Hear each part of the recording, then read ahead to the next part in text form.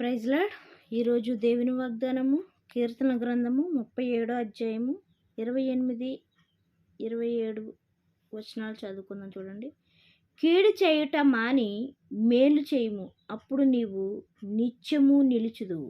ఎలయనగా యెహోవా న్యాయమును ప్రేమించువాడు, ఆయన తన భక్తులను విడువడు. వారెన్నటెన్నటికిని కాపాడబడుదురు గాని భక్తిహీనుల సంతానము నిర్మూలమగును. నీతిమంతులు భూమిని స్వతంత్రించుకొందురు, వారు దానిలో నిత్యము నివసించెదరు.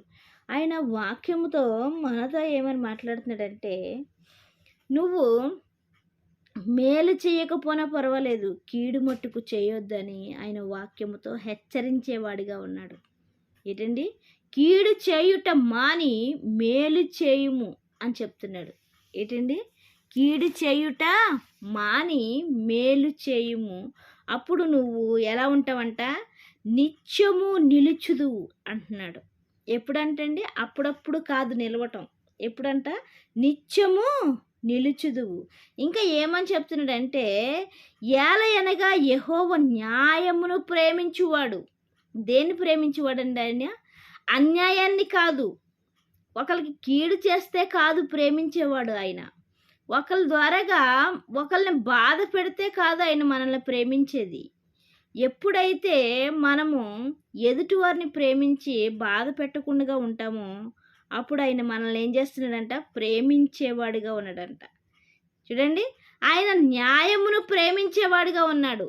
ఎందుకంటే న్యాయం అనగా ఏమని చెప్తున్నాడంటే, మేలు చేయుటే న్యాయమని ఆయన హెచ్చరించేవాడిగా ఉన్నాడు. కీడు చేయుట అన్యాయమని మనకి సరిదిద్దేవాడిగా ఉన్నాడు. ఇంకా చూడండి, ఆయన తన భక్తులను విడువడు.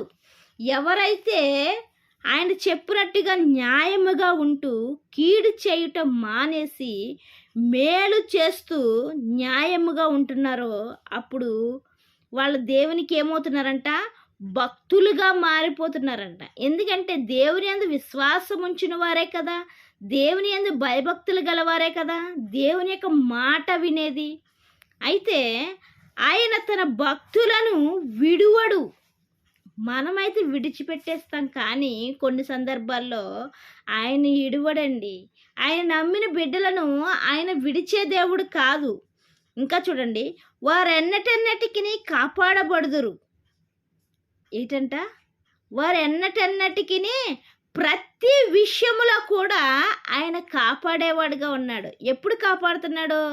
ఎప్పుడైతే మనము కీడు చేయటం మానేసి మేలు చేస్తున్నామో, ఎప్పుడైతే దేవుని యొక్క న్యాయపు తీర్పుకు లొంగి మనం ఎప్పుడైతే ఆ న్యాయమైన తీర్పును మనం ప్రేమించేవారుగా ఉంటున్నామో, ఆయన విధించిన విధులను కట్టడాలను మనము సరిగ్గా నెరవేర్చేవారిగా ఉంటున్నామో అప్పుడు ఏం చేస్తున్నాడంట? ఆయన కాపాడేవాడిగా ఉన్నాడంట. అయ్యో నా కుమార్తె, అయ్యో నా కుమారుడు ప్రతి కష్టంలో ఉన్నాడు, ఆ కష్టంలోంచి నేను కాపాడాలని ఆయన వచ్చేవాడిగా ఉన్నాడంట. ఏదైనా సరే, అది ఇరుకైనా సరే, ఇబ్బంది అయినా సరే, వేదన అయినా సరే, రోగమైనా సరే, ఇంకా ఏ సమస్య అయినా సరే ఆ సమస్య నుంచి ఆయన కాపాడడానికి సిద్ధముగా ఉన్నాడండి. కానీ మనం కాపాడబడాలంటే మనం ఏం చేయాలా? కీడు చేయుట మానేసి మేలు చేసేవారుగా ఉండాలి. ఆయన యొక్క ఆయన న్యాయాన్ని ప్రేమించేవాడిగా ఉన్నాడు కాబట్టి మనము కూడా న్యాయంగా నడుచుకునేవారిగా ఉండాలి, నీతిగా నడుచుకునేవారిగా ఉండాలి. ఇంకా ఏం చెప్తున్నాడంటే, వారెన్నటెన్నటికి కాపాడబడుదురు కానీ భక్తిహీనుల సంతానం ఏమవుతుందంటే అండి? నిర్మూలమగైపోతుందంట. అంటే వాళ్ళు లేకుండా పోతున్నారండి. ఎవరైతే నీతిమంతులుగా ఉంటున్నారో వారు భూమి మీద నిత్యము నిలిచేవారుగా ఉంటున్నారు. ఎవరైతే భక్తిహీనులుగా ఉంటున్నారో వాళ్ళని ఏం చేస్తున్నాడంటే అండి? నిర్మూలము చేసేవాడిగా ఉన్నాడంట. అయితే వాక్యముతో హెచ్చరిస్తున్నాడు ఆయన. నిర్మూలమయ్యే స్థితిలో ఉన్నామా మనము, లేకపోతే నిత్యము నిలిచే స్థితిలో ఉన్నామా? కీడు చేసే స్థితిలో ఉన్నామా, లేకపోతే మేలు చేసే స్థితిలో ఉన్నామా? ఇంకా దేవుని యొక్క న్యాయానికి మనం ఒప్పుకునేవారుగా ఉన్నామా, న్యాయానికి వ్యతిరేకంగా ఉంటూ జీవించేవారిగా ఉన్నామా అని వాక్యంతో ఆయన మనల్ని హెచ్చరించేవాడిగా ఉన్నాడు. దేవుడి చిన్న పరిశుద్ధ వాక్యం దీవించిన గాక. వాక్య పరిచర్యలో మీ సహోదరి. ఆమెన్.